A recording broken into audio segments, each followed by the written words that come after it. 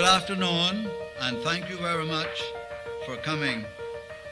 It is indeed a pleasure for me to be here on this special occasion, and I am honored that I will be sharing this platform later on with many distinguished and outstanding Caymanians. Now, if any of you think that it was my good friend Kurt Tibbetts that called me out of retirement, let me tell you something, you're right.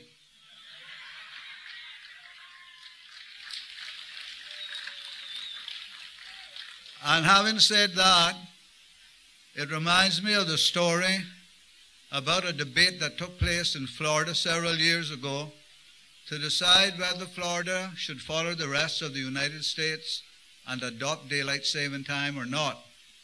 So they sent their congressman to Washington. He was there for a few days, and when he came back, the press met him at Miami airport. The photographers were there, television, newspapers. They said, "Tell me, Mr. Congressman, what have you decided?" He thought for a moment, and he said, "Well, I tell you what, some of my friends are for it, and some of my friends are against it, and I'm sticking with my friends." That was a real political answer that I have had to use sometimes myself, so it is not new. In reviewing the program, as you will notice, the first session is the business session, and after that at 6:30 is the dinner session. And when I was reviewing the program with one of the members, I said, "Are they really serving dinner?" She looked at me and she said, "Mr. Norman, Kurt is involved. He is not going to have any session without food." I said, "Well, yes, I can see that, but," sorry, Kurt, I couldn't resist that one. I could see that, but I just wanted to make sure that I had all my ducks in a row.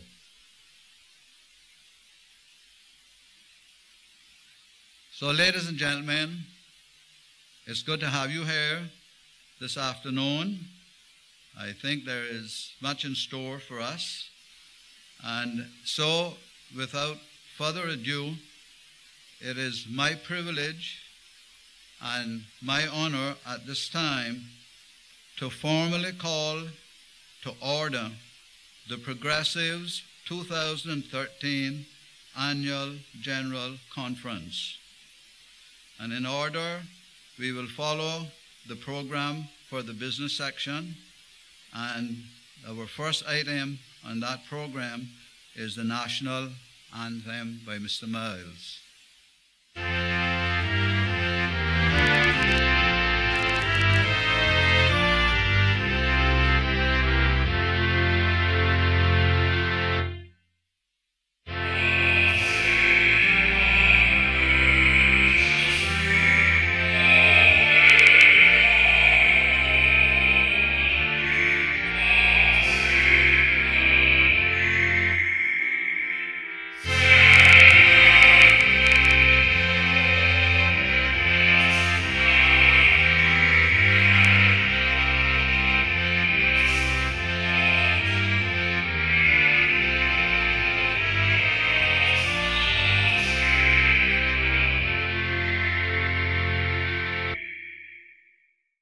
Let's bow our heads and pray. Father, we thank you for this day. We come before you, Almighty God, to ask for your blessings over these proceedings this evening, O Lord. We ask, O Lord, that you would bless the candidates, Lord, that you would give them wisdom and knowledge and godly understanding, O Lord, that is uncommon in these times. We ask, O Lord, for you to just be over these proceedings this evening, and that you would bless us as we sit here and listen and participate in all that's going to take place. And we just give you glory, we give you honor, and we give you praise. In Jesus' name we pray. Amen. Please remain standing for the national song. I'd like to call on Ms. Cynthia Hugh. And while she's coming up, I'd like to remind you that Cynthia hails from the same part of Whitehall and Dixie that I hail from. Listen to the words she can sing.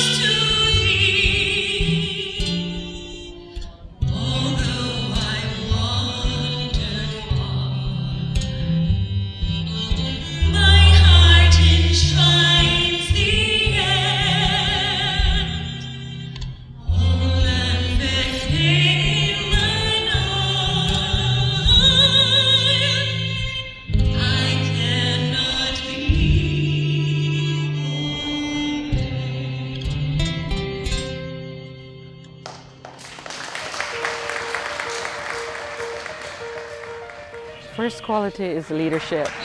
Moses has shown that he's capable of being a good leader. And secondly, honesty. That is very important to me, and Moses is an honest candidate. His record also shows that he's capable of bringing to Kemenbrock the sustainable economic growth that we so deserve. I'm Andre Ebanks. I fully support, endorse, and will vote for Woody DaCosta. Although I've known of Woody for many years, where I really got to know him and to be able to see his commitment to justice, to fairness, and equality was when we both served on the One Man, One Vote campaign committee. I was able to see just how much he cares and, most importantly, how steadfast he is in the face of fierce opposition. That is the type of leader that I believe West Bay needs, and he is the person that I'm definitely going to put a vote for. My name is Janine Walton. I'm from the district of Bordentown. I'm voting for Ozzie Borden because he's honest, hardworking. He works for the people of the Cayman Islands, especially Bordentown, and he will continue to serve as a decent person. And I now call on Mr. Anton Duckworth, the party chairman, to bring the welcome remarks as set out in the programme. Good evening, everyone, and welcome. I hope you're going to enjoy this session, and I hope also find it memorable. My task is to chair the business section of the meeting, though you'll see that I'm going to be delegating most of the hard work to other people. But before I do, I'd like to say a few words about the movement. I want to emphasize something about the movement which perhaps you all know already, but I believe it ought to be repeated. That you gathered here in this hall tonight are Cayman's best hope for the future. And the reasons I say that are several. First, you understand that the right kind of government is essential. The UDP has given a convincing demonstration of the wrong kind and of the harm it can do. Second, you know what is the right kind of government. What we need is a government that is able, honest, trustworthy, law-abiding, that works together as a team, no more one-man rule, with shared goals and principles, truly putting the country's interests first, open and accountable in everything it does, striving for efficiency, taking great care with the big decisions, assessing cost and benefit, treating the public with respect, and not under the control of financial backers. I could go on, but I believe we have all in this movement reached that understanding that this is essential. This is what the country needs. You understand that voters need to use their votes to get the right kind of government, as well as choosing suitable representatives for their districts. And you understand that the most effective way that voters can get the right kind of government is for them to join together in a grassroots movement, help it to choose a good team and a good leader, make sure that they are all truly committed to the right kind of government, and help them to get elected. And the strange and unhappy, perhaps, thing is this, that you here today are the most committed members of the only movement in this country which does what I've just described. So I hope that you are encouraging others to understand these things and to take them seriously. The country plainly does have a lot of serious troubles. Be apostles spreading the good news that we, the people, can have the right kind of government if we want it. If you succeed as apostles, Cayman has a bright future. I won't go into what would happen if you did not succeed. So to all of you, a big thank you for allowing me to be your chairman for so long, and now we will get on with the business.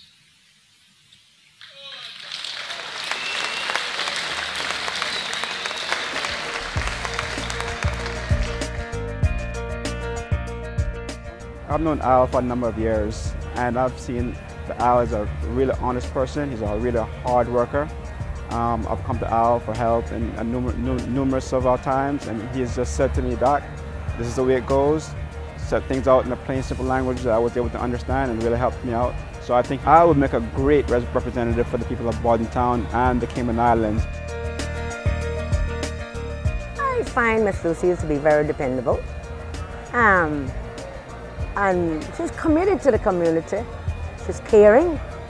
Even when she was out in 2009, she still come around and visit me and check to see how I was doing. Especially after I got sick, she was very concerned. And so I find her to be a very dependable, caring, concerned person for the community. And so I vote for Miss Lucille, even though I'm progressive all the way, but I am voting for Miss Lucille because she's dependable.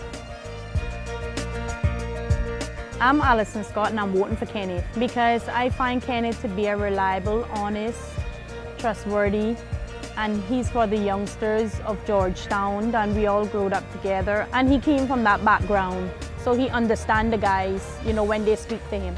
So I put my trust in him. That's why I will vote for him. Well, ladies and gentlemen, you cannot say that the business session was not conducted in an orderly fashion. And I trust that our new representatives, when they get to the House, will conduct their debates at similar finesse and style. Ladies and gentlemen, at this time it is my honor and privilege to introduce and present to you the progressive candidates in the upcoming election on May the 22nd. So I will start with the candidates from the capital of the Cayman Islands, Georgetown, Grand Cayman. And the first candidate is the Honorable Alden McLaughlin.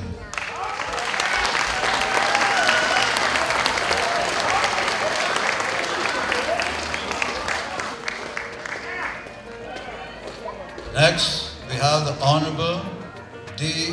Kurt Tibbetts.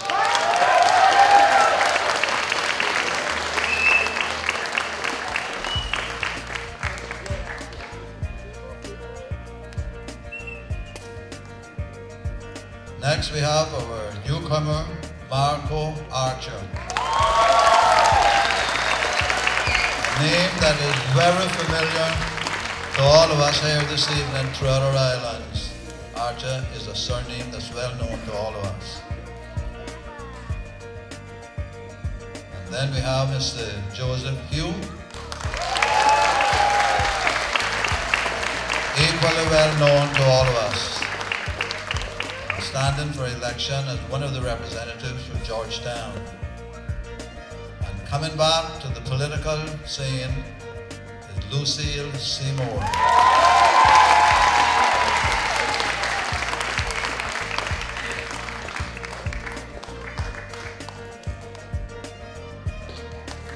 And then we have newcomer, Mr. Kenneth Bryan.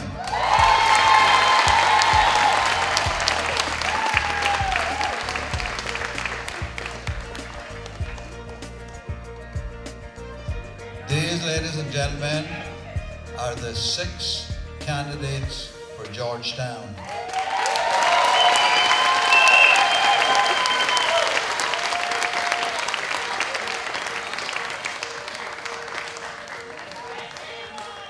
Okay, we next come to our West Bay candidates. Our first one is newcomer Mr. Ray Farrington.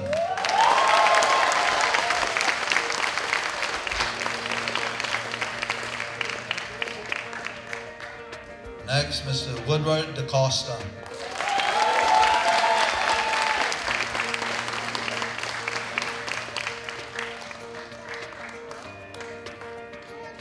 Next, we have Captain Brian Ebanks, who's already made a name for himself on the talk shows. And next, we have Mr. Dalkeith Bothwell.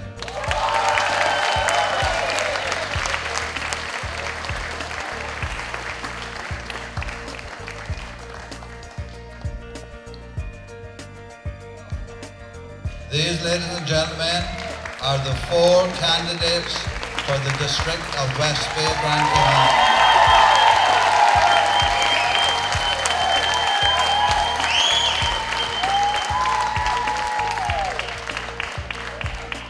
We will next move to the first capital of the Cayman Islands, Bodden Town. And please note, it was Bodden Town, huh? The first one we have is Mr. Anthony Eden, new newcomer to the scene.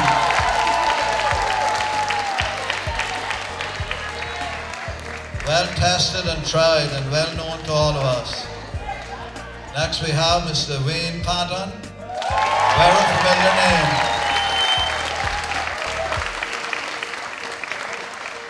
In the early days, the Pattons played a most important role in the operation of our country in politics and in government. Thirdly, we have Mr. Osborne Bodden.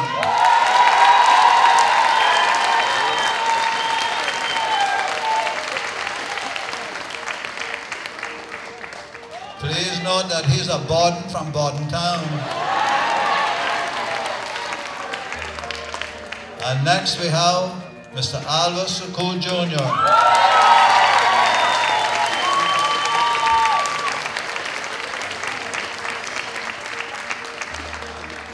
Another name that is well known to all of us. These are your 4 candidates for the District of Bodden Town.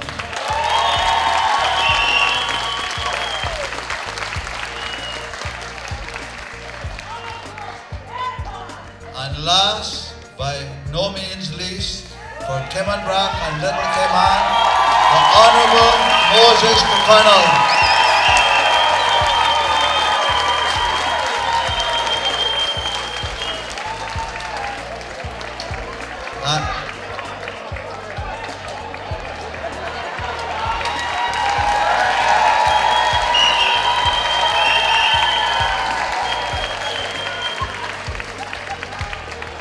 And I have to tell you this, I can't resist. The Colonels from Cayman Brac is equivalent to the Boddens from Grand Cayman.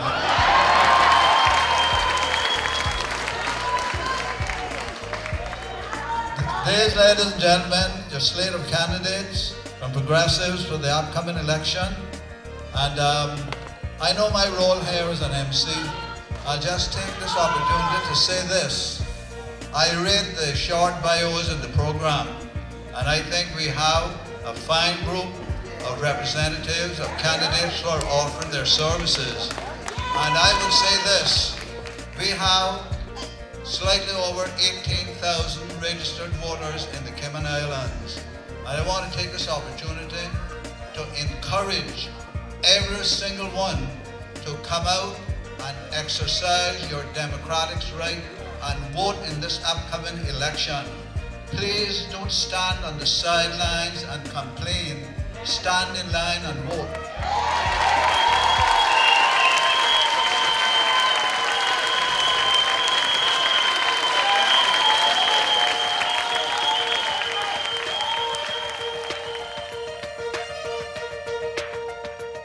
Who I'd like to call on Mr. Quincy Brown, who hails from, shall I say, the Republic, Cayman Brac and Little Cayman, and he's going to sing for us, Drinking from My Saucer. How's it going? Very good. Moses K is still strong in Kim and Bracken. We want to keep it that way. All the way. What time is it? It's PPM time. All right, sounds good. The song goes like this, and I have to do it a cappella today because I don't have music, so I'll do my best. If you know it, please join in with me, all right? I've never made a fortune. It's probably not too late. Oh, but I don't worry about that much, 'cause I'm happy anyhow. As I go along life's journey, I'm reaping better than I sowed. I'm drinking from my saucer, 'cause my cup has overflowed. Ain't got a lot of riches, and sometimes the going's rough, but I've got a friend in Jesus, and that makes me rich enough. I thank God for all his blessings on me and the mercies he's bestowed. I'm drinking from my saucer, Lord, 'cause my cup has overflowed. And if I should go on living, if the way gets steep and rough, I won't ask for other blessings, 'cause I'm already blessed enough. And may I never be too busy to help another bear their load. I'll keep drinking from my saucer, 'cause my cup has overflowed. Sing it with me now. We'll keep drinking from our saucer, Lord, 'cause our cups have overflowed. Oh, PPM, we love the country.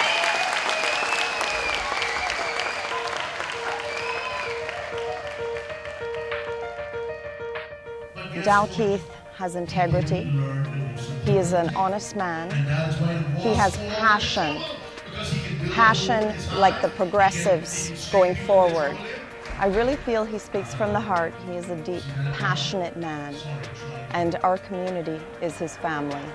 And I do believe that Dalkeith Bothwell will do an amazing job representing the people. My name is Craig Merrin from the District of Georgetown. And this year election, I'll be voting for Marco Archer. Me and Marco grew up together, went to school, primary school and high school.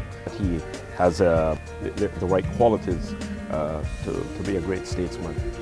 Family man, a man of God, a man of trust, well educated, and I think being part of the Progressive is a great choice. My name is Derek Bogle. I'm voting for Joey Hugh for a number of reasons. One, he's like a son to me. He has integrity, honesty, and love for his country.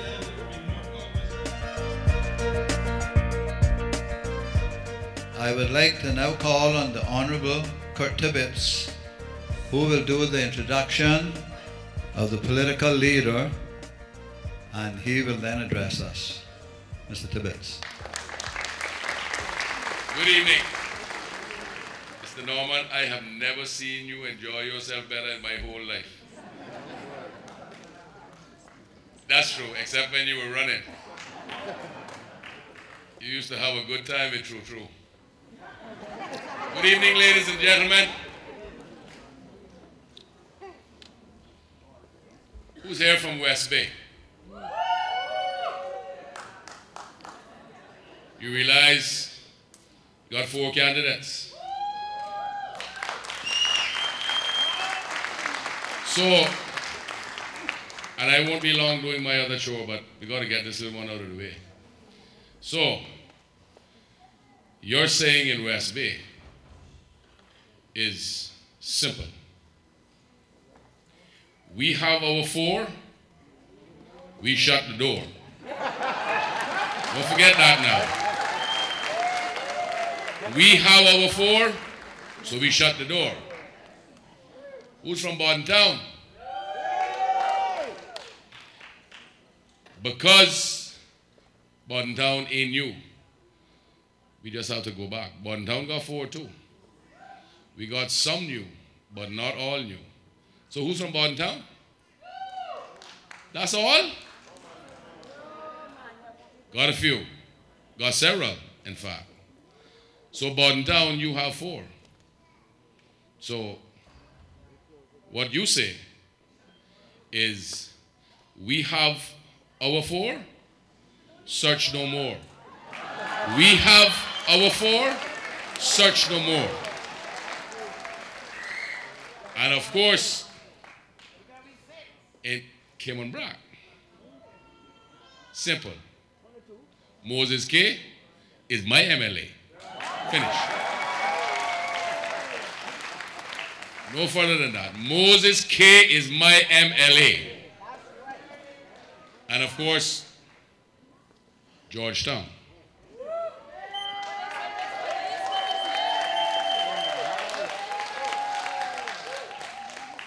Georgetown has 6 seats, and we have our 6. So, for Georgetown, some of you know it already, but just to make sure everybody knows it, it's simple. Georgetown is like this. We now have our 6, and we don't mix. We now have our 6 and we don't mix. Good evening, ladies and gentlemen. And I know we are now the progressives, and there's a very good reason for that. But I can't help it. I just used to love it, and I still love it. What time is it? That's how we like it. My short chore tonight, folks, it's not a chore. Although I have to admit, I'm a little bit nervous because I don't want him to turn all colors on me tonight, is to introduce our next speaker. Now, I could be very formal and rattle it off, but I'm not going to do that. I'm going to tell you, first of all, when he was a child, he was and still is with a very shy personality. He came from a good Caymanian Christian home, and he had a wonderful upbringing. And by the time he became a teenager, he was trying to be in with his peers. And in those days would have been the early 70s rather, early to mid 70s. And in those days, Afro was king.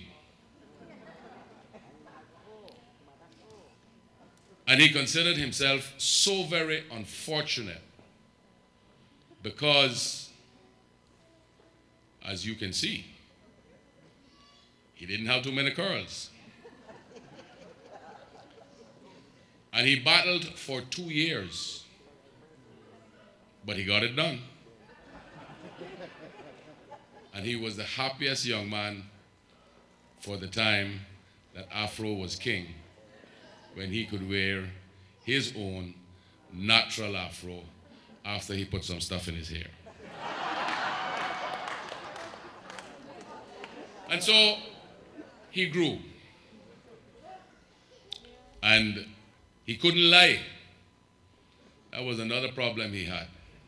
But it worked well for him sometimes, because when it was time for everybody to get chastised, because he always spoke the truth, he might get away with it every now and then, because they would realize that he was the one telling the truth and the 2 younger ones were not. So that made him tell the truth all the time. Then he learned he could drive. And then he knew that it was just a matter of months before he was able to get his license. Thank God it worked well enough like that, that it didn't distract him too much from being able to pass his exams at school and go on to do what he wanted to do. The shyness never did go away. He went on to law school. He worked at the court's office, in the clerk of the court's office for a while, and he went on to law school, passed his exams. He became an article clerk. At the time, the firm's name was Charles Adams and Company. Am I right, Anton? And I think that was in 1988. By the time he was an article clerk. This is after he graduated in 78. That class of 78, I've seen pictures, and when I see the names and I look at all of them that I know so well, I said, God help whoever was here at the time. But anyway, he kept to his path, and he did well. And 5 years later, he actually, what am I doing with this? 5 years later, he actually became a partner. But before all of that happened, he fell in love in West Bay. And as shy as he was, he still managed to convince this young lady that he met her all the good things in life, and that his love was dear and true, and all of those things. And ladies and gentlemen, more than 25 years later,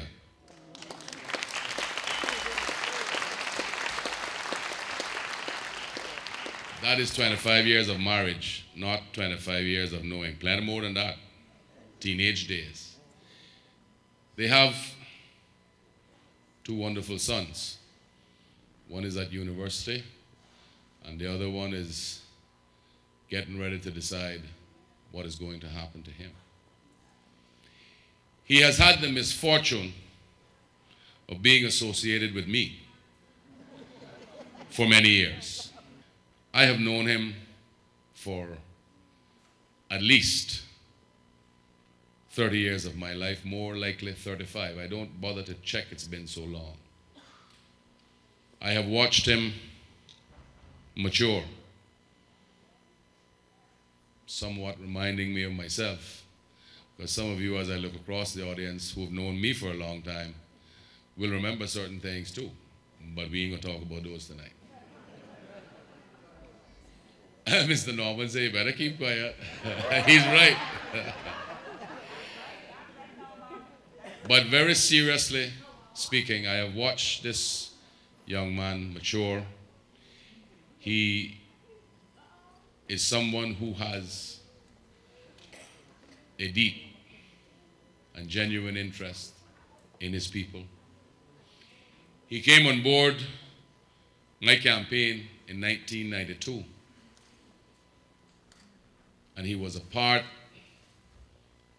of the committee which got me elected for the first time, to represent the District of Georgetown in 1992. And unfortunately for him, I never let him go since that. He was elected in 2000, and he has been elected continuously since then. When we started the PPM, he was there in the middle of it from the very beginning. He brings to the table vast knowledge in many areas. He has been the Minister of Education in our government of 2005 to 2009. Ladies and gentlemen, he has been, easiest way for me to put it, when I was the leader, he was my right hand for a long time. In fact, all the time. When we decided to get through with resolve the constitutional process and not allow it to be derailed again, it was he who spearheaded the efforts. It was he who did much of the research. And it was he who armed me on many occasions at the negotiating table in order for us to reap success. When I decided that it was time to allow younger heads to feel the feeling of running the show, it was he who they chose to replace me. Tonight, ladies and gentlemen, I could tell you much more of what this good gentleman, who is my colleague and my friend, has to offer this country. He has done much to this point. There is much more that he wants to do. There is much more, I am sure, that God and the people will allow him to do. And I can just slip this little one in. I'm not going to desert you. I never will.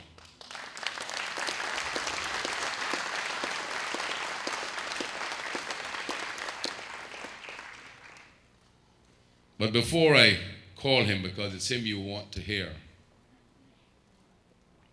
I just want to let you know that I have every confidence that this young man, he's still fairly young, will make you proud.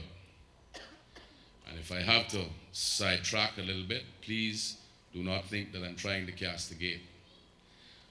But all of the rhetoric and the propaganda that, and I have to call names because I heard it with my own ears, that William McKeever Bush and all of his cronies have tried to label this man with, will not work because we know better. And for him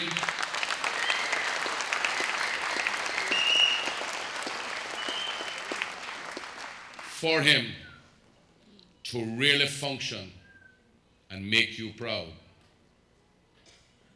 he needs our full support and more. Ladies and gentlemen, you've heard enough from me. He has a vision with a theme that I think he's going to bring called creativity and innovation, the hallmarks of a progressive administration, which means, ladies and gentlemen, that he has every intention for us to win the government. And I want to now introduce to you tonight the leader of the Progressives and our next premier, Mr. Alden McLaughlin.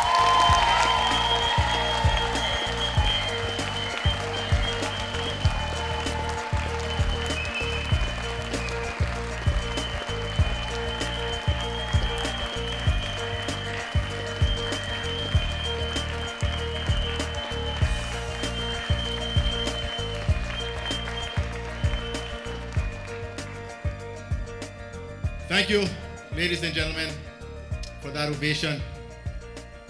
Good evening, everyone. Evening, Mr. Master of Ceremonies, Good evening, Progressives family. Good evening, ladies and gentlemen in the audience who are not yet members of the Progressives family, but are here as strong supporters. We welcome you. We are glad to have you.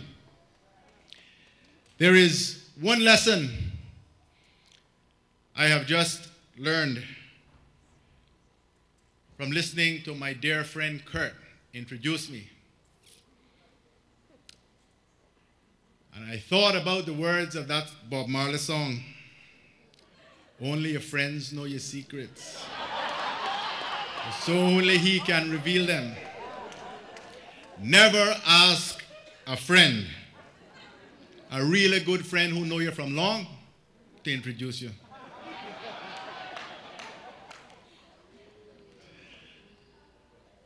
This has been a wonderful evening so far, hasn't it?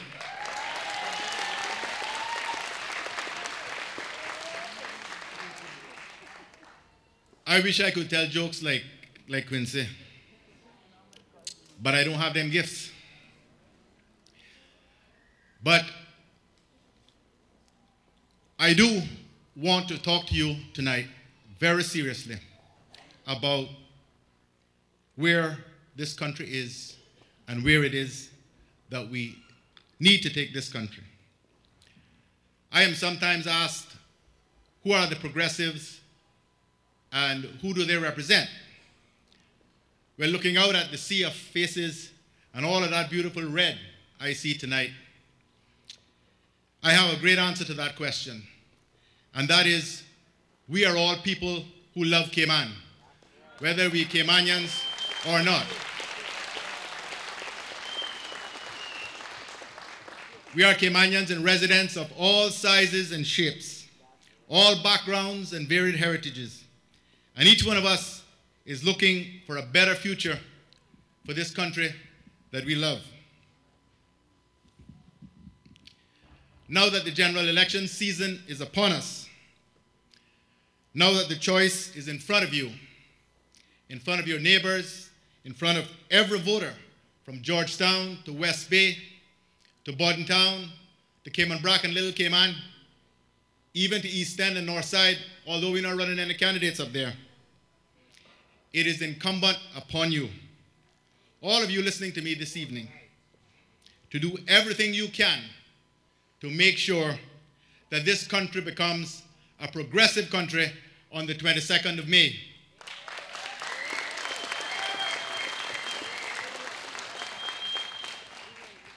We'll hear this over and over again from everyone, I'm sure, but this is without doubt the most crucial elections this country has ever faced.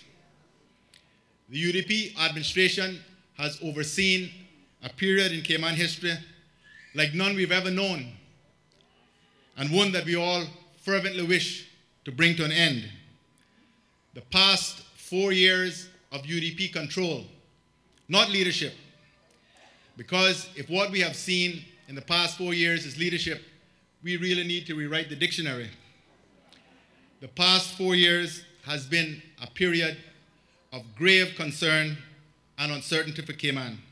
It has been a time of mismanagement of the economy, abuse of power, failing businesses, rising unemployment, increased crime, spiraling cost of living, and the loss of confidence in our country by both local and international investors.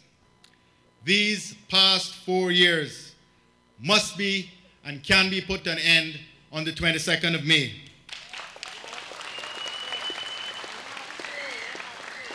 It is time to shine a new light on the Cayman Islands so that us as a people may begin to shine again. I know all of you remember the darkness and despair that followed in the wake of Hurricanes Ivan and Paloma, coming to office in 2005 to a future that looked dark and grim. We, the PPM, shunned the light of investment on our health services, on a new transportation infrastructure, new administrative offices, new schools, libraries and sporting facilities, and on a modernized education system. The truth is, we brought Cayman back. We may be dealing with a different kind of hurricane, this time around, but our future is no less grim. Just as we did back then, the progressives will bring back the light, and with it, hope for all Caymanians, residents, and all those who love these beautiful Cayman Islands.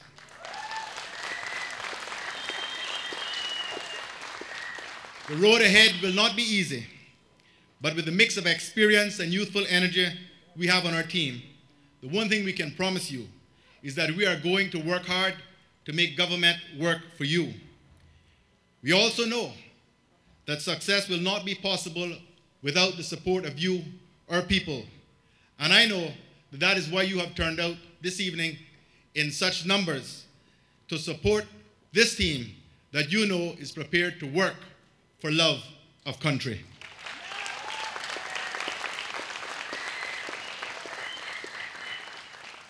You already know our past record of integrity, honesty, and transparency in government.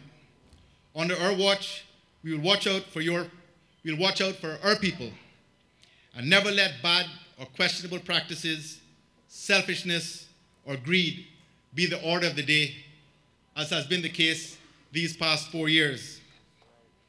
As the new leader of the Progressives, I give my personal guarantee to the country and to each of you here this evening that any government that I have the privilege to lead will remain true to the highest ideals of transparency and accountability. As a party, we know no other way.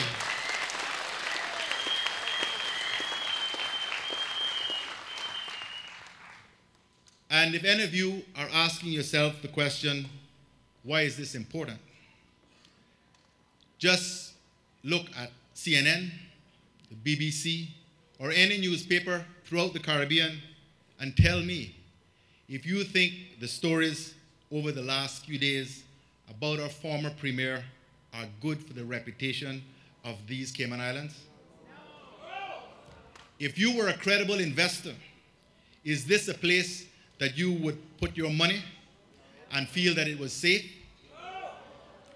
These things, ladies and gentlemen, are important for the future of this country. So our first order of business will be to restore confidence in the government of the Cayman Islands. Both local and international investors must have certainty that the Cayman Islands is a country that plays by the rules, and that those rules are equitable and transparent. And let us not fool ourselves. We need to attract investment if we are going to get this economy back on track and be able to create jobs for our people again. And I want to spend some time on the economy tonight. Sometimes I think as Caymanians, we don't truly realize how lucky we are to live in a place where one of the few economic miracles of the past 40 years has occurred. In the early 70s, these islands were just a sleepy backwater where mosquitoes outnumbered the people. But just look at us today. With no natural resources to speak of, we are one of the world's leading financial services centers, and we have a tourist industry that is the envy of far larger countries all over the world. As a country and a people, we have a lot to be proud of. But that is not to say that those who came before us should not have done more to prepare our people to cash in on the economic bonanza that was happening around them. But it isn't too late. It still isn't too late to do so. And in fact, we must do so. But I will speak to that a little later on. I want to start by looking at government finances. The state of government finances continues to be a matter of grave concern, even though government revenues have rebounded considerably since they fell off so badly in 2008, 2009, when the global recession first set in. What is worrying is that the outgoing administration has failed to produce any audited accounts to establish precisely what the state of accounts were when they took office. They talk over and over again about this huge deficit we've left, but we've never seen any audited accounts. Instead, they are presented 4 consecutive budgets in which they have projected surpluses, none of which has ever materialized. So the other side of the revenue coin is the one that we have to examine. That is how we restrain government expenditure. Folks, there has to be an acknowledgement and an appreciation by everyone that until our traditional trading partners emerge from the current recession, the Cayman Islands is going to continue to find it challenging to produce balanced budgets without doing harm to the economy. And managing the budget process will continue to require great care, as it is plain that the austerity measures that have been adopted by most European countries, including the UK, have worsened rather than helped the economies of those nations. The progressives understand that the government must continue to strive for a balanced budget, pay down debt, and fund government's underfunded pension liability and liability for health care. The Cayman Islands continues to need improvements to its infrastructure if the country is to grow and thrive. But projects will have to be prioritized, and we will have to live within our means. The progressives understand that government's ability to borrow money is extremely limited in the present circumstances, and a progressives administration will pursue wherever possible public-private partnerships in order to carry out needed infrastructure improvements. The twin planks of financial services and tourism will remain critically important to our economic well-being for the foreseeable future. But the worldwide events of 2008-2009 have sent us a strong signal that we need to restructure our economy and seek more diversification. Nothing stays the same forever. The fiscal policies pursued by both versions of the outgoing government have made the hard times brought on by the global recession much harder than they had to be. They've had the effect of increasing the cost of living, of reducing the amount of money in circulation, of discouraging investment, and of reducing employment opportunities. All of this has led to a shrinking of the economy. We must therefore find additional ways to grow our economy, ways that will see Caymanians at the center of that growth. We cannot, as the UDP did, try to tax our way out of the recession.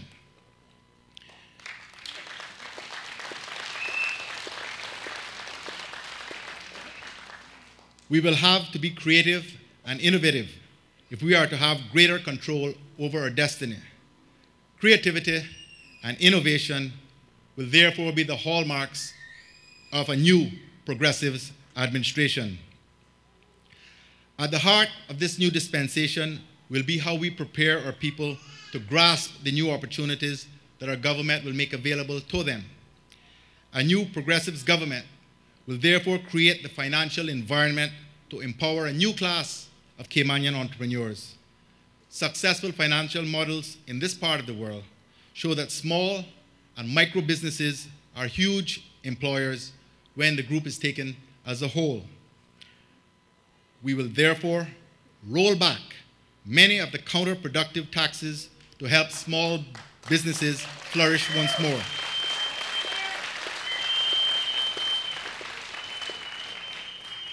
We will also streamline the bureaucratic requirements that currently hamper the startup of new businesses. We will expand the role of the Small Business Development Unit to include a specialized facilitation unit to coordinate the requirements of various government departments that have an input into the process. We will also establish a small business fund that will provide loans to small and micro businesses at concessional rates up to a maximum of $50,000 and $25,000 respectively.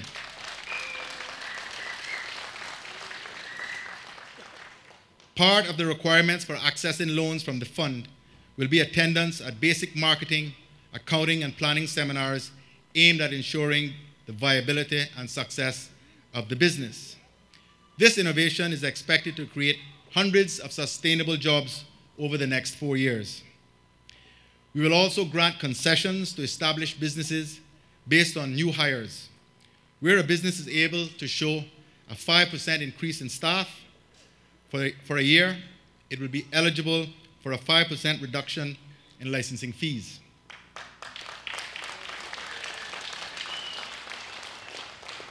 The greater the increase in new hires, the greater the reduction in licensing fees. As a further incentive, where new hires include at least 50% Caymanians, the percentage reduction in licensing fees will double. All businesses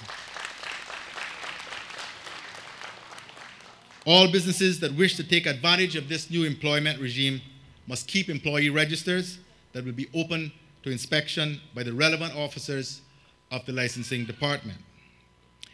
A new Progressives government will also undertake a comprehensive review of the work permit and license fee regimes in order to ensure that we remain a competitive jurisdiction for financial services.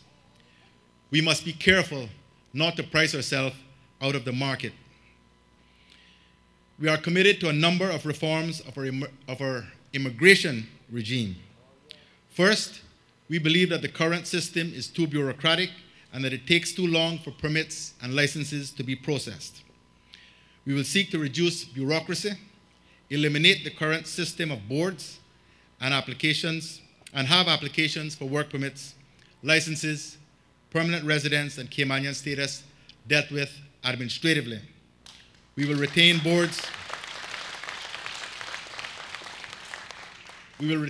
the boards only for the purposes of appeals. Secondly, we propose to change the current rollover system by doing away with the concept of key employee and allowing everyone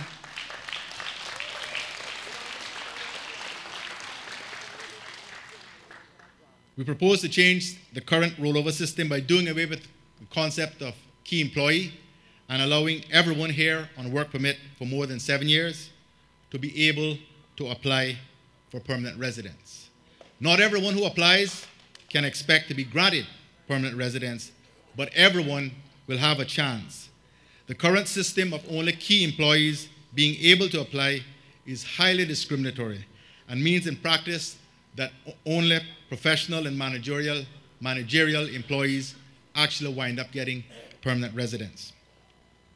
The current system of most work permit holders not having any prospect at all of applying for permanent residence is adversely impacting the economy.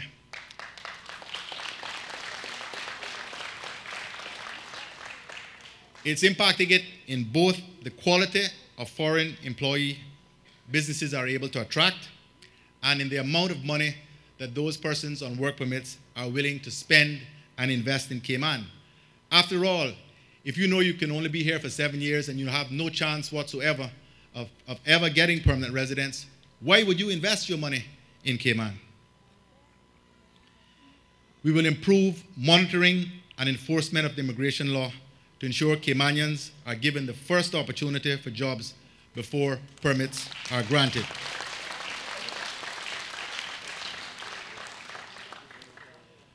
Let me make it clear here this evening that a new Progressives administration will not introduce income tax, payroll tax, or property tax.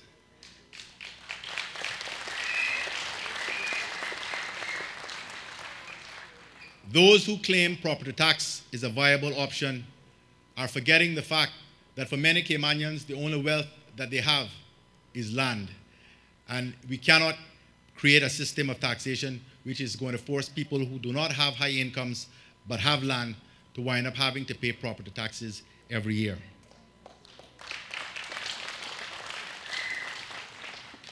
Education and training will continue to be a key component for new employment opportunities and economic diversification.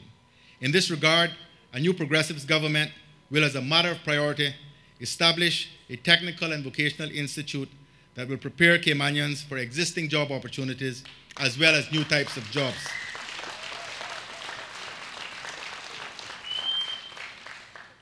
I see Moses looking at me.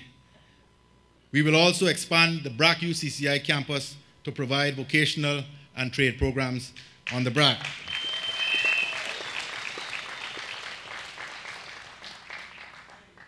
Folks, young people between the ages of 16 and 30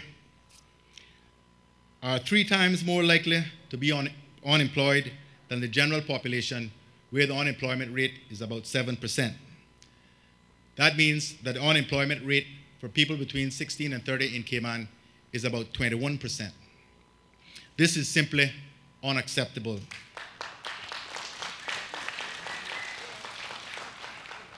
We consider it our moral responsibility to equip our young people with the skills that will enable them to grasp the new opportunities which a progressive government is going to make available to them.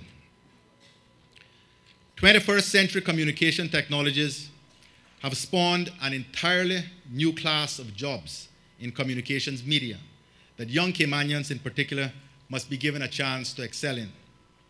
Young people are already well versed in these technologies and with further technical skills have the potential of becoming world-class mobile application developers, animation artists, and mobile game developers, and not just consumers of these products.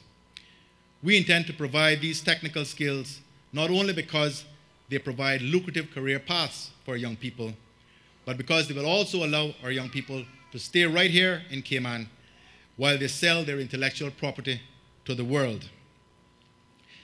We'll also establish a hospitality institute to train Caymanians in all areas of the hospitality industry, from front desk operations to culinary courses, to service jobs, to certification in the travel and tour business. Caymanians today are missing out on a major sector of our economy because our parents and grandparents felt that the service industry was not good enough for their children. This mindset has got to change. It has to change. Otherwise, we will never become active participants in the tourism, the hospitality industry, and remain disinterested observers of what is truly the world-class hospitality industry that exists in these islands. Every day, people are coming to our shores to cash in on the opportunities available here while we are surrendering the chance to make a decent living because so many of our people will not do these service jobs.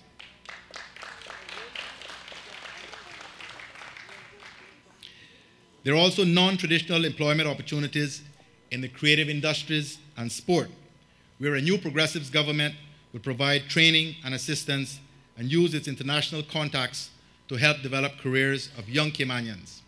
On the BRAC, we will complete the sports complex on the bluff to include a youth center.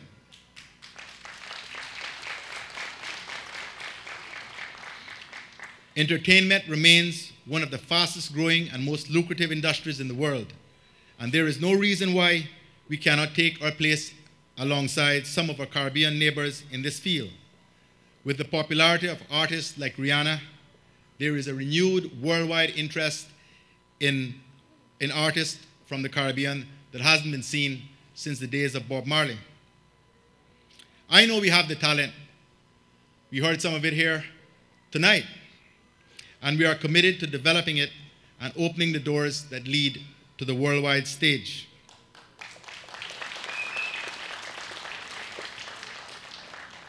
The school plant at Clifton Hunter, and once completed the new John Gray campus, will be utilized after regular school hours for Caymanians of all ages who wish to increase their training and marketability for a wide range of jobs.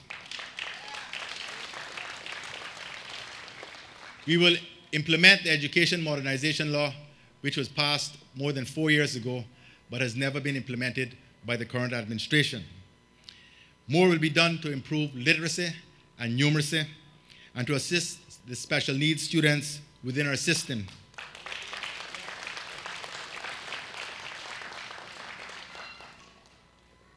Every dollar we spend on educating our people is a dollar invested in our future.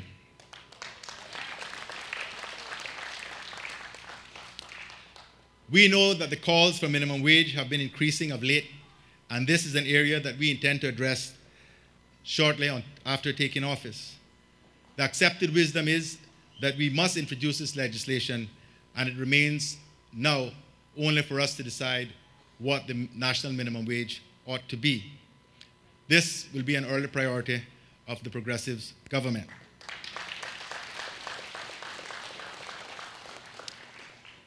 I turn now to deal with the country's relationship with DART.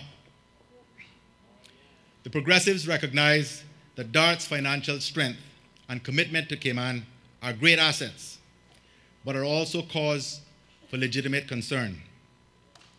We must take care that deals struck by government with DART truly benefit Cayman, and that they are not sprung on the public without any discussion.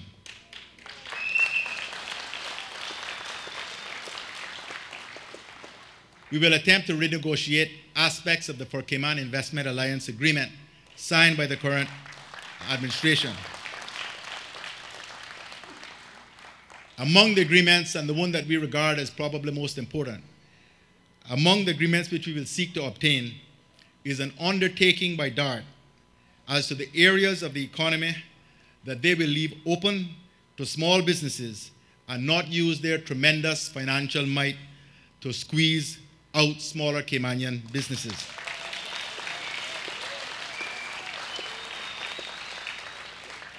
The Progressives say no, a resounding no, to relocating the dump to Bordentown.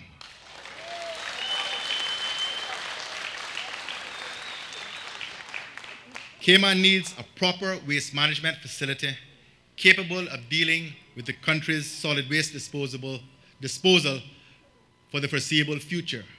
Simply relocating the problem from Georgetown to Bordentown is not the answer.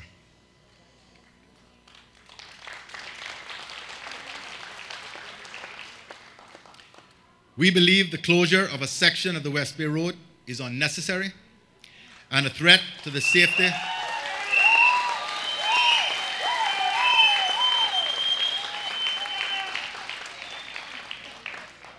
It is unnecessary and a threat to the safety of those who live in West Bay and use the West Bay Road. In addition, the closure will adversely affect businesses in the area as traffic is diverted around them. We believe it is possible for the road to remain open with a significantly reduced speed limit, and that this will allow the planned hotel development to proceed and remain viable. We must find a middle solution that keeps two-road communication between West Bay and Georgetown, but allows hotel guests and the public pleasant, safe access to the beach.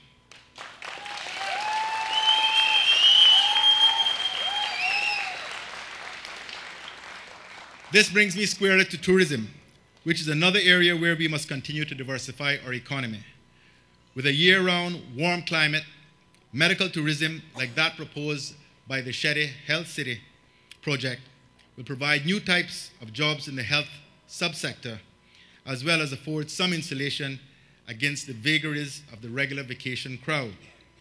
Similarly, so does education tourism, where students attending satellite medical, veterinary, and other tertiary colleges, in essence, become long-stay visitors. Education tourism spawns a whole new subsector in real estate rentals. It will allow Caymanians the opportunity to rent unused rooms in their homes or build apartments for rental to a secure market.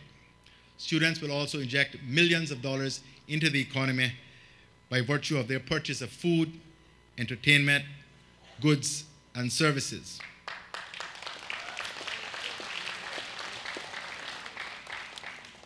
Medical and education tourism are both areas that we will actively promote as being beneficial not only to our economy, but to ordinary Caymanians as well. While I'm on the subject of tourism, I wish to say unequivocally that the Progressives government will move swiftly to conclude a public-private sector partnership to construct a new berthing facility for the cruise industry.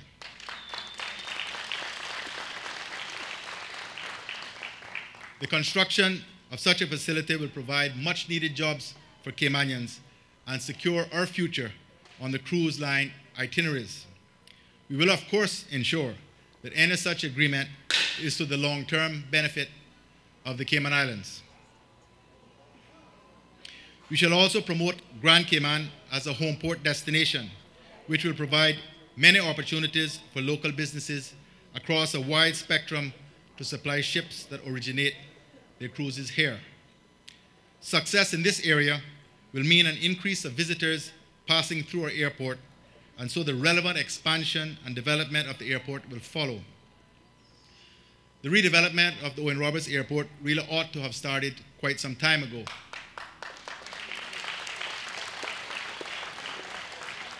For the best part of 2 years, there's been $10 million sitting in the account of the Airports Authority, specifically for this project.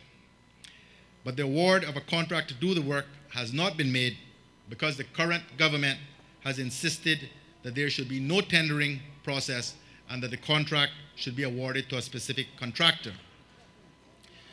The Progressives will press to have this contract properly tendered and awarded and get the work started as soon as possible. We've got to get our people back to work.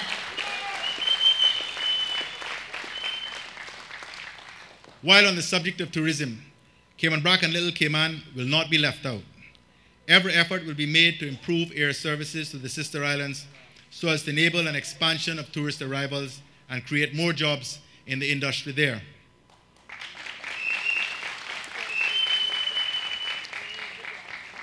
While using diversification as a tool for growth of the economy, we will also look at efficiency in government and how we can best arrange the reallocation of our human resources to focus on the new areas that we propose to bring online. There will be a concerted effort to cut out waste and duplication of effort. Our civil service must become a lean, fighting machine. It has its own special role in growing our economy, and its own ability to thrive will depend on the survival of the whole. A Progressives administration will therefore look to reduce the overall size and cost of the public service where possible. We will not support the mass laying off of civil servants, though. Where else will they get work in the current environment? But attrition and savings will occur by adopting a policy of only replacing staff which retire or resign where that is absolutely necessary.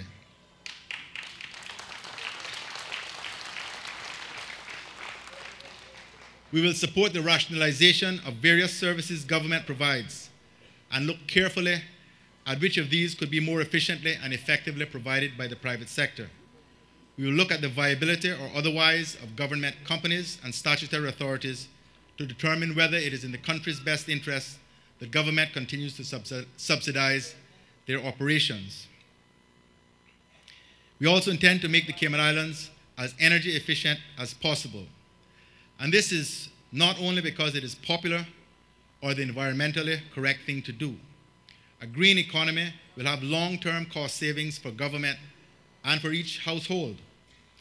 We have year-long sunshine, and we must harness the sun's energy in whatever ways we can to reduce both our dependence on fossil fuels and control the cost of living. A new Progressives government will therefore give duty-free access to solar water heaters, LED lamps, photovoltaic systems that convert solar energy to electricity, domestic wind to electricity generating equipment, and equipment needed to convert used cooking oils to biodiesel. Every Caymanian and resident knows what the increase in tax on diesel has done to our electricity bills. I urge you to take advantage of as many energy-saving devices as you can, as one sure way of decreasing your electricity costs.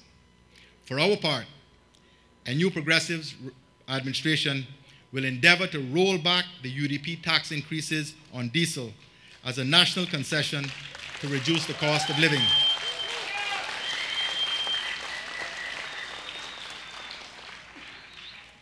We are also committed to the environmental protection and sustainability of our beautiful islands. To this end, we will pass the much debated and long awaited National Conservation Bill to encourage all of us who live here and those who visit to be aware of and sensitive to the health of our land and marine environment.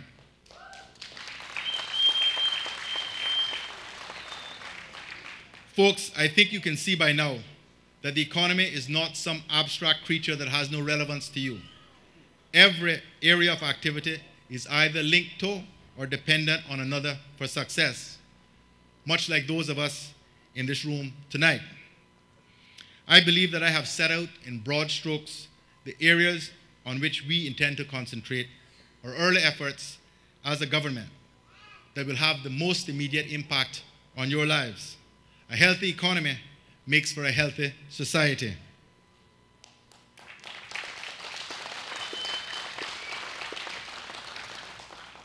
So folks, there it is.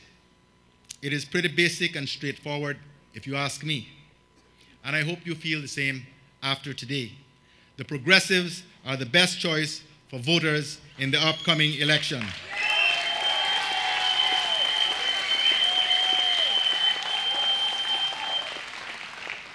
In an increasingly complex global environment, our party is the best instrument for the proper administration of Caymanian affairs. We are not seeking office to divide a nation. We are seeking office to unite Cayman and reestablish pride and a sense of dignity and purpose and a commitment to achieving the best for our country. We are not interested in examining issues or solutions through a prism of political colors. We are interested in examining them under the bright lights and a microscope of truth, honesty, and transparency. That is what the People's Progressive Movement is known for. And that is the only way we will prosper and succeed as a nation. We know the challenges that lie ahead of us may be dark, but the light is too precious for us not to seek it out. And I submit to you, ladies and gentlemen, that we have the team to guide us safely to the light. I can tell you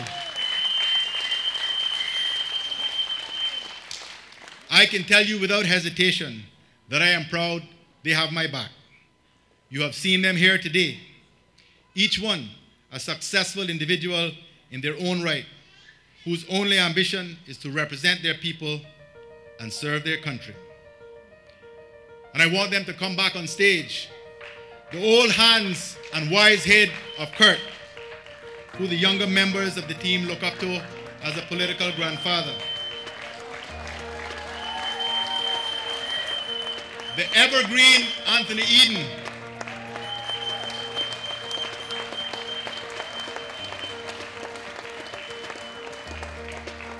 The social champion of the group, Miss Lucille.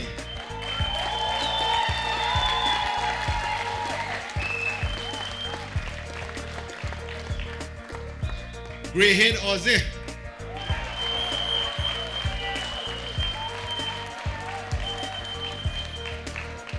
And Moses K.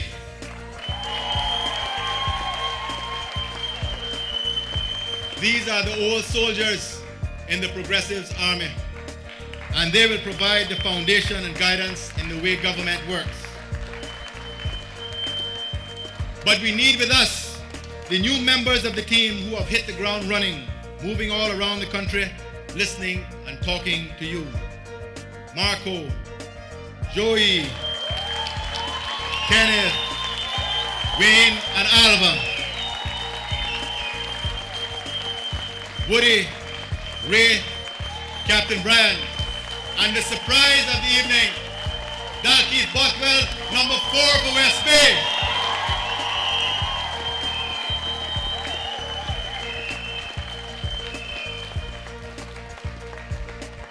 Each member of this team brings new strength, energy, enthusiasm, and perspective to the team. On balance, ladies and gentlemen, I am sure you will agree with me, and you're not a partial audience, that there is no better team assembled for these elections than the Progressives.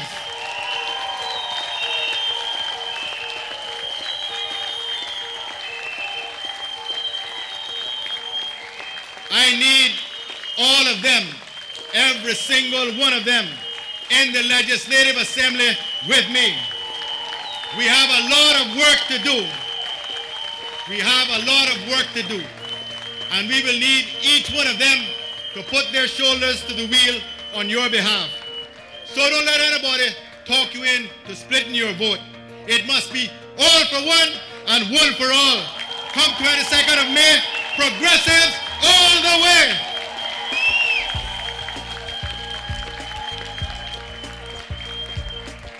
Victory can be ours, folks. Victory can be ours, but only with your help, only with your active support, and only with your ongoing enthusiasm for what is possible in the future. Today, we set out for you what we will do to bring back pride, economic security, and confidence to Cayman. I am delighted you have joined us, and I ask you to join us over the next few weeks as we head down the campaign trail, and that you get others to join us as well. I hope you have been inspired today to go out and talk about what the progressives mean to the future of Cayman, to ask your friends and your family to vote progressives for a better Cayman. We are counting on you.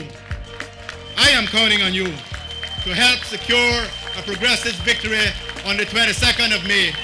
Will you help us?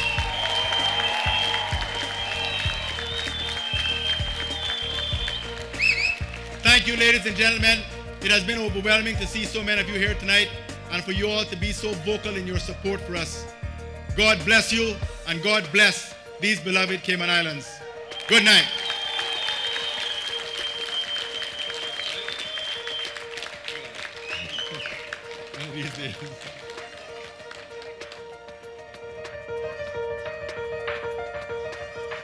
My name is Christy Hurlston and I'm voting for Ray Farrington because I believe that the qualities he possesses, honesty and integrity, are what the country needs, and I feel that he would be a good representative for the Cayman Islands because I had the opportunity to work with him at Butterfield and I knew how he ran his department, and I feel that based on what I know of him and stories I've heard of him, I feel that he would be a good representative for Westby. My name is Carol Peridot. I'm a resident of Georgetown and I voted for Kurt Tibbetts because I feel he's been one of our most outstanding representatives in recent years. He can be trusted because he's a man of integrity, known both here and internationally. And I feel that he can relate to all folks in all walks of life. He's just a totally genuine person that we can truly trust. So please vote for the Honourable D. Kurt Tibbetts on the 22nd of May.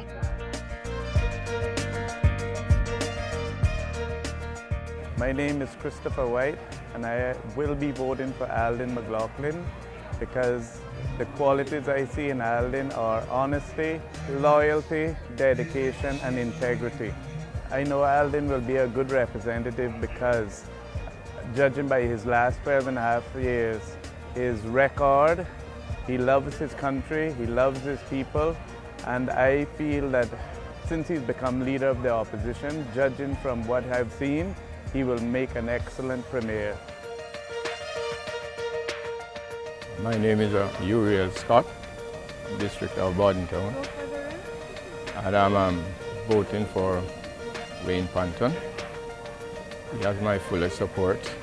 He was always devoted to his community and his family. And there are those of us in the community who have known his track record as a professional. But with people like Wayne and Joey Hugh and all these young people, all we need now are the dedicated people, and Wayne is one of them. I want to thank all of you for the work you are going to do once we leave here tonight. I want to remind you of why you must do this work, why the next few weeks are so important. Because you have a serious choice to make on Election Day, one that will decide the way forward for you, your family, and generations to come. On May 22nd, when you step up and step out to vote for any of these progressive candidates, right there, you know who and what you're getting. The progressives have pledged and proven that our government will work for Caymanians and with Caymanians. Remember, when the progressives took office in 2005, we ushered in an era of government in the sunshine.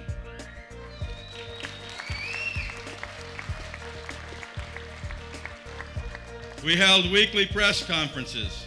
We developed and passed the Freedom of Information Law, thank God. We spearheaded the modernization of our Constitution.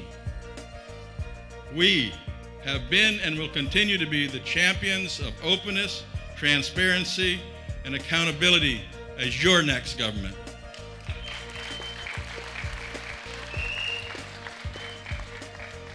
So after all you've heard tonight, it's now up to you.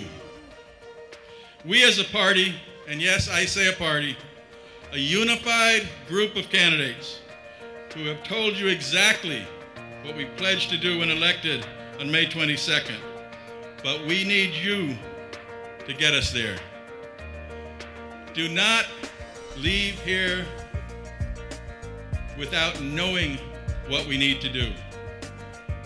You need to knock on doors, talk to your neighbors, attend yard meetings, and most of all, spread the word about what a progressive government will do for you and all Caymanians. We have put before you tonight candidates who want to assume a role in governing our society, a team of honest, hardworking individuals committed to representing you in the sunshine. But know this, remember this, and think about this. If you do nothing when you leave here tonight, nothing will change. So get excited, get involved, spread the word, and vote progressive straight. Thank you very much.